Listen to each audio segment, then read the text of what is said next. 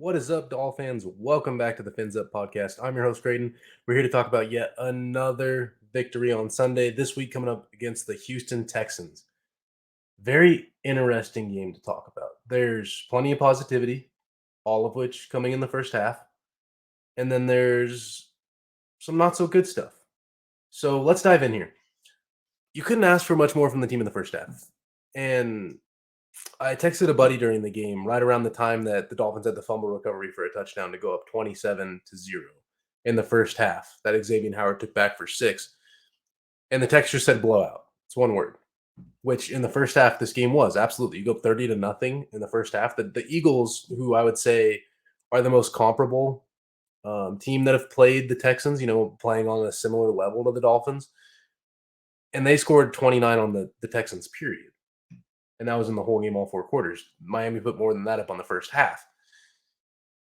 And he said, bro, it's the Texans. Like, who cares? I get it. Yeah, it is the Texans. I get it.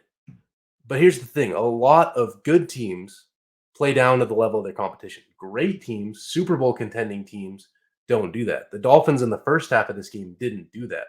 The second side of that is when you're in a division race that's locked up as tight as the Bills and the Dolphins are currently, it could come down to point differential. Could come up to being very important at the end of the season. Obviously, the Dolphins only end up winning this game by 15 points. They covered the spread, for those of you that are gamblers like myself. But it could have been a lot more than that. So let's dive into why. So it's on both sides of the ball. This is the thing that's kind of worrisome in a way, just because to me it looks like a culture thing. Because did the Dolphins bench Tua extremely early? Yes. Do I agree with the decision? Yes.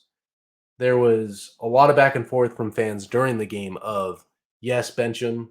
And then as the game started to grow tighter, once it got down to 2 possessions, like, they got to put Tua back in. He needs to be warming up on the sideline. Like, first, we're going to complain that we think McDaniel is taking too long to bench Tua. And now you're saying he needs to warm back up? I get it. And I think absolutely had this game gotten tighter, that would have been the move. But for me, with a 15-point lead against an offense that did nothing against you in the first half, let's see if the defense can get back on the horse here, tighten things back up before we start freaking out. That being said, there's a few trends in this game to me. Obviously, that's the biggest one. To me, is it a cultural thing? Because yes, they pulled Tua early, but Tua doesn't play defense.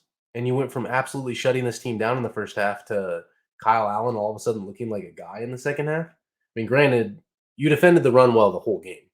I mean, you kept the Texans to a total of 36 rushing yards, which is a trend all season. We've talked about how this team is damn near the top of the league in rush defense. And really, in reality, you only gave up 174 passing yards. You gave 210 yards total. Like, the defense played really, really well, especially considering in the second half, your offense couldn't do a damn thing, and you were spending the majority of the time on the field. I mean, time of possession ended up being 27 minutes for the Texans, 32 for the Dolphins, which is good. The Dolphins still led the time of possession battle, but a lot of that was from the first half. You absolutely dominated the first half. So what are the worrisome things even in the first half of this game? To start the season against the Patriots, which is kind of expected. You got a rookie head coach coming in. But to start the season against the Patriots, this offense didn't look super sharp. It looked good. You won the game. You put up 27 points. I'm not saying it was bad. I'm just saying it didn't look sharp. When Tua first came back against the Steelers, even better example, which the Steelers' defense is really good. I'm going to give them that, even with TJ Watt out in that game. But you didn't look that good offensively. And now we had a bye week, which to me is the least dramatic of those, because obviously the first game of the season, again, to me, you expect it. It's you had offseason install, you had preseason. I get it, but it's still a first-year head coach working with this team, and it's for Tua. It's a new offense for everybody. Tyreek Hill, who's been in the league for a long time, it's a new offense. Everybody, but then that trend happened again when Tua comes back after 3 weeks, which I get it. It's 3 weeks. That's a decent amount of time, but now it's just 1 week. And this is the lowest completion percentage we'd seen on a Tua in, like, probably since he's been back. I didn't look it up. I can't confirm that, but I'm gonna go out on a limb and say it's probably that. And that's not all on him. There was some very uncharacteristic drops from specifically Jalen Waddle. I think a couple of other guys had ones too, but specifically Jalen Waddle. And I'm not gonna pick on him. You can see like obviously I'm a big Waddle fan, but for those of you that are listening on audio, I have the jersey behind me on camera. If the drops were bad. I mean, it is what it is. And is that the reason why the offense looked less sharp? Obviously, you still dropped 30 points in the first half. Like I'm not saying it was terrible, but there were some key misses that could have extended. And it was drive killing drops. So huge impact on the scoreboard, huge impact on this game. But obviously, you're playing such a bad team, it really didn't matter. So the other keys to this are one, I think that you continued Tua's MVP candidacy with this because, for one, he put up better passing numbers than five, well, more than that, but five, like better than Joe Burrow, better than Josh Allen, better than Justin Herbert. He put up more passing yardage than them in playing half a game. He was at 278 at the half, and that's more than they finished their games with. So there's that, and then there's also for all the people saying, "Well, he has Tyreek Hill, he has Jalen Waddle, anybody could do it with that." Like, cool. Skylar Thompson came in and went 1 for 5 in the whole, well, damn near the whole second half. So I get it. He's a seventh round rookie, but everybody was all stoked on him, including myself. I was interested to see him over Teddy when Tua went down. It's kind of the same old case. Sometimes people look good in the preseason. People, schematically, teams are playing a little bit more conservatively. Starters aren't playing. Things are just a lot looser. There's a lot more space. The game flows a lot easier in the preseason. We've seen multiple quarterbacks come out and look great in the preseason, but then you put them in the regular season game against the Houston Texans without Derek Stingley, not a very good team, and Skylar Thompson did not look good. There were some drops again, but he only threw 5 balls. The other part of this game, both in the first half as well as the second half, I was stoked going into this game because Jeff Wilson looked so good last week. Yeah, we're missing Raheem Mostert, so you're kind of missing that two-headed monster, but we finally get to see. I thought it was going to be Saman Ahmed. It was actually Myles Gaskin getting the secondhand snaps in this game. Freaking Tyreek Hill led the league in rushing, or led the team in rushing in yards per carry at 5 on one handoff for 5 yards. Other than that, you had Jeff Wilson with 13 carries for 39 yards for a 3-yard average, and Myles Gaskin for 6 carries for 17 yards for a 2.8 yard average. Yikes. What happened to the rush game? Like, why would that come one week and then disappear the next against such a bad team? Very disappointing on that side of the football. And I think that's a mix of why Skylar Thompson looks so bad. That could have something to do with why Tua looks so bad. And I think it has a lot to do with, which is more bad news we're going to get to, the pectoral strain for Teron Armstead, which it sounds like is better than originally feared. He should just miss a limited amount of time.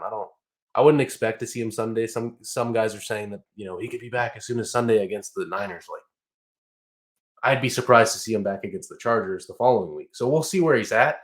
But the hope is that he can come back and help make that final push into the playoffs and be back at some point before the end of the season, which is better than what it was originally thought to be. That being said, when Teron Armstead went out of this game, that was the biggest advocacy that I've seen for how good Teron Armstead is all season. Like, he goes out and this offensive line goes from looking great, clean pocket, above average for Tua. He goes out and this line looks like last year's offensive line. Absolutely terrible. So what does that look like going forward? You got one hell of a defensive front coming up next week against the Niners.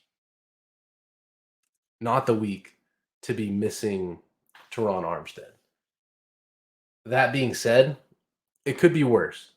I think that the Niners are getting a lot of love right now. They haven't allowed a second half touchdown in their last, I believe, 3 games, and they're getting a lot of hype for that. Respect. That defense is unbelievable. I think that our defense, it's going to be strength on strength. I think our defense is better, not than their defense, but okay, let me put it this way. I think that our offense is significantly better than their offense. And I think that our defense isn't as significantly worse as their defense. You follow me? So it's strength on strength as far as our very good, potent offense is going to be going up against their very good defense. And their meh, I'm not going to say terrible, but meh offense is going up against our hopefully plays good defense. Our defense, I'm not going to try to predict them. Like, it's like 1 week they'll look great. Like, cool, you held the Texans to 15 points. Congrats. It's the friggin' Texans. So how are they going to look against the Niners? We'll see. I think that if the Saints can shut them down as well as they did, I mean, it looks like a lot of if you can take away Christian McCaffrey, this team is struggling. Debo Samuel's a hell of a ball player, but he hasn't had a great season. Part of that's because of injury, but also particularly coming off the ridiculous year last year, he hasn't really been a guy. Same with George Kittle, not really involved. He's been healthy, but for whatever reason, not involved in the offense. I know he had a big play last week, but I mean, that was like the big, huge George Kittle highlight of the year so far. Other than that, he's been really quiet. So I know that this is supposed to be a review about the Texans, but very good defensive front. Not the game to be missing Teron Armstead. One thing that I do want to bring up: the San Francisco's wins this season have been against the Seahawks, who now fell to 6-5 after the loss against the Raiders on Sunday. The Chargers, who got up to 6-5 after their overtime win over the Cardinals. The Panthers, who just beat the Broncos, which yikes if you're a Denver fan, are now 4-8. The Cardinals, who just got beat by the Chargers again, 4-8. The Saints, who just fell to the Niners, are now 4-8. The Rams, yikes, 3-8. And then the Rams again, they played them back to back, 3-8. Are the Niners that good? I'm gonna be honest. Like, when you watch them play, again, I don't want to take anything away from that defense. That defense is insane. Like, Fred Warner, probably one of my favorite players in the league. You guys know how I feel about good middle linebacker, good off-ball linebacker play. Fred Warner is that dude in the league. Now that we're missing Luke Kuechly, we're missing obviously Ray Lewis, we're missing Bobby Wagner's around, but he ain't Bobby Wagner anymore. So we're missing a lot of those top guys. Fred Warner's that dude right now. And I don't want to take away from other guys. I know Levante David's still in the league. Devin White balls out. Like, I'm not saying that there's no other guys, but Fred Warner, if you ask me, number one on the list for off-ball middle linebacker play, Fred Warner is that guy. Roquan Smith's a stud. I don't want to take away from these dudes, but you get where I'm coming from. Dre Greenlaw, hell of a player. Their secondary, full of guys.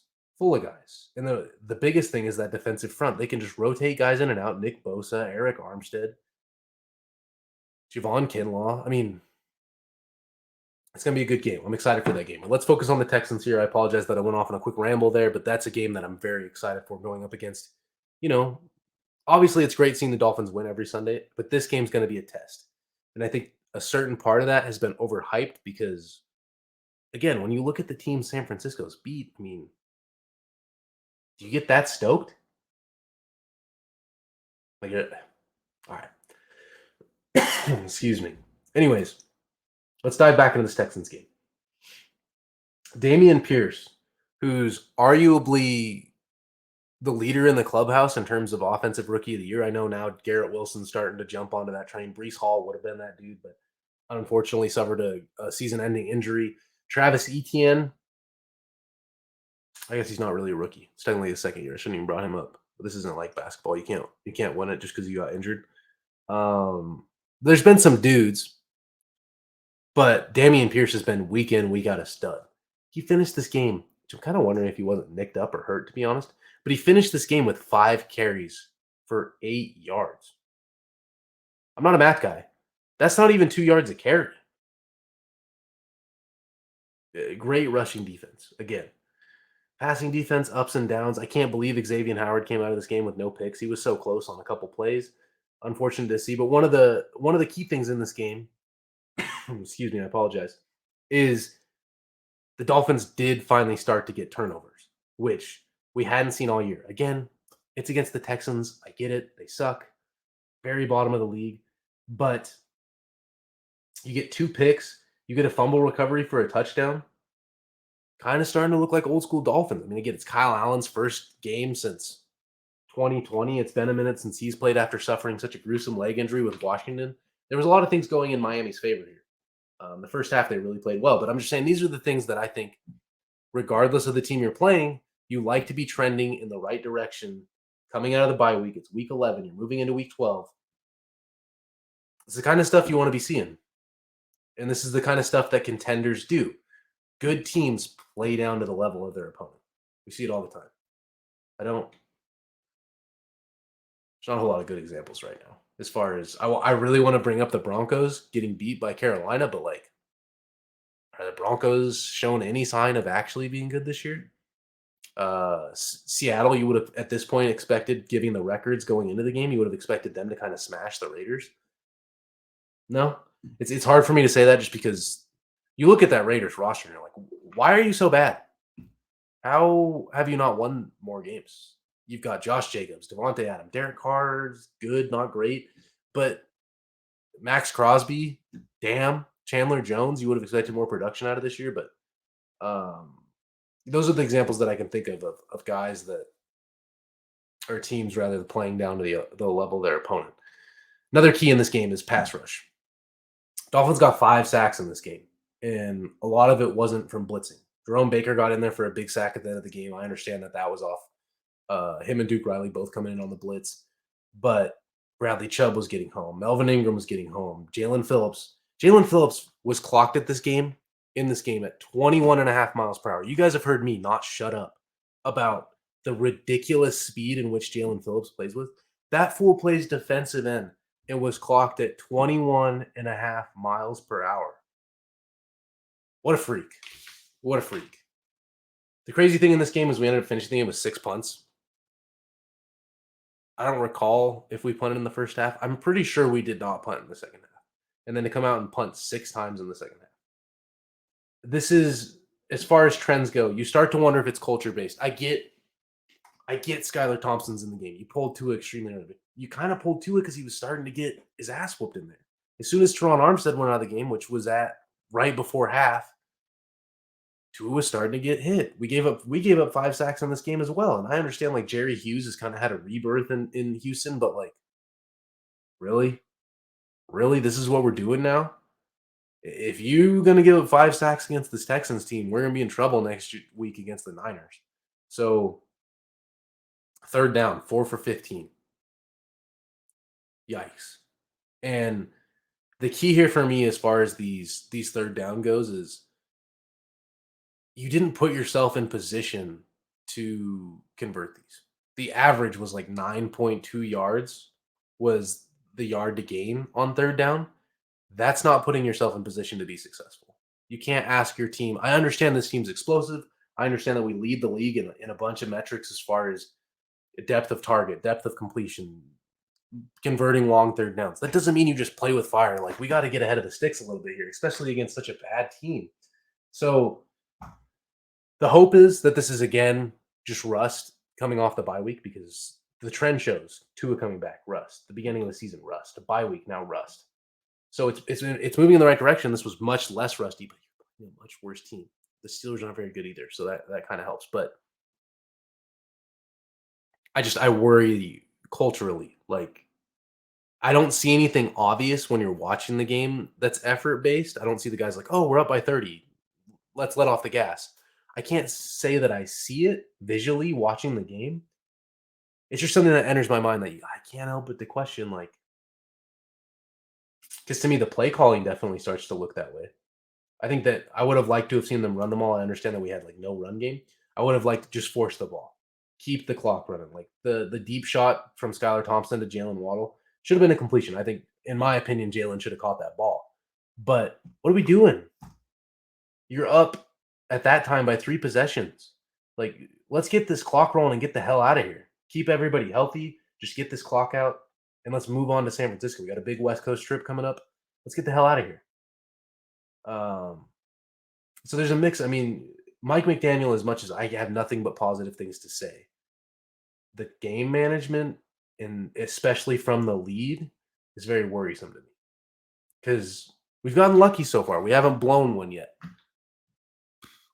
I don't like using the word lucky, and that's to me how it's felt to this point. Especially you come out, you're up 30-0. You don't score a single point in the second half, and you give up 15. Do that against a better team. See what happens. So, just something that makes me a little bit nervous. Last thing that I want to cover before we get out of here. On the broadcast, they talked about how Tua was very open and very candid talking about during the offseason, he had to take a hard look in the mirror and just honestly ask himself, do I suck? And I appreciate his candidness because let's be honest, many Dolphins fans, I think the worst that I ever said is I sent a text to a buddy saying, I don't know if two is it. And this was late in the season last year. It might have been in the first half of the Baltimore game. But that's the worst I've ever said.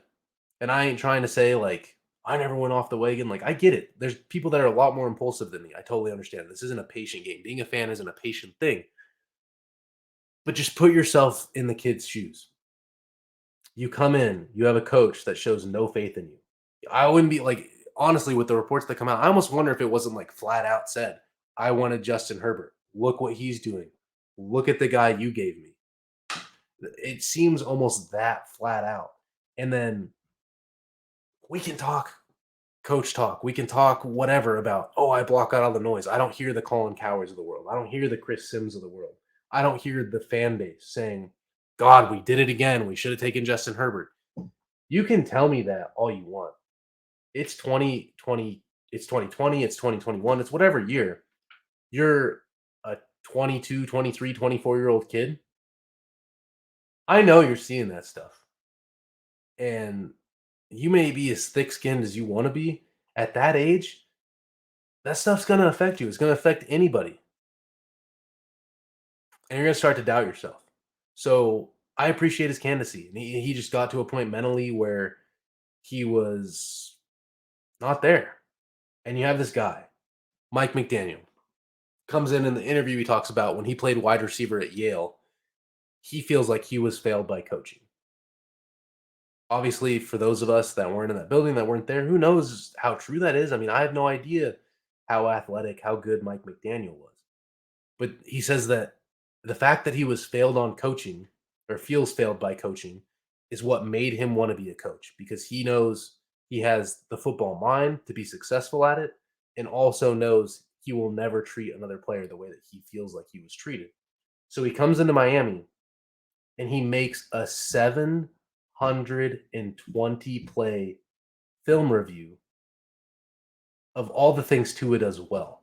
It says, I want you to watch this and I want you to focus on the things you do good. You do not suck at football.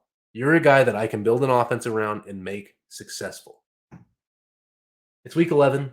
The Dolphins are 8-3, and Tua is, in my opinion, second place in the MVP race. I understand that I would put Hurts 3, Josh Allen 4, even with the slide off lately. I think Joe Burrow could make a really late push. We'll see how this goes. That's what confidence does. You guys have heard me on this podcast talk over and over again, which speak of the devil. He had a great game in this game. Jason Sanders went from an all-pro, which is the closest to kicker of the year you're going to get in the AFC, to, let's be honest, he's been dog water this year. I am a huge believer in the mental side of the game. And to see Tua out there dancing, being himself, playing great ball, and no matter what, like this game, I'm going to be honest, I don't think Tua played great in this game. And the best in the world, Patrick Mahomes, lost to the Colts. The best in the world are going to have a little bit below standard games. So I'm not freaking out about it, but I think he can go into this game. He can sit in a film room with Mike McDaniel, and Mike McDaniel's not going to tear him down the way Brian Flores did.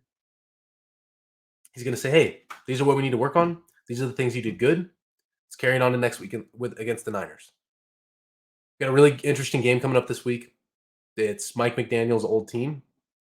So it's going to be an exciting one. Two really good teams trying to make a late push into the playoffs. It's tough because the Dolphins can't really afford to lose a game any more than the Niners can. This is going to be a must-win for both teams. Is it a win-or-go-home game? Absolutely not. But if the Dolphins want to stay on top of the AFC East, every game is kind of a must-win right now. And you've got a tough schedule coming up. So we'll see how it goes. We'll stick with you guys here on the podcast. Just don't get too down. Don't get too high. All right? Let's ride this thing out. Let's take it a game at a time. Hope you guys stay safe out there. The weather's getting kind of crappy up here. I don't know how it is where you guys are at. Stay safe out there. Fins up.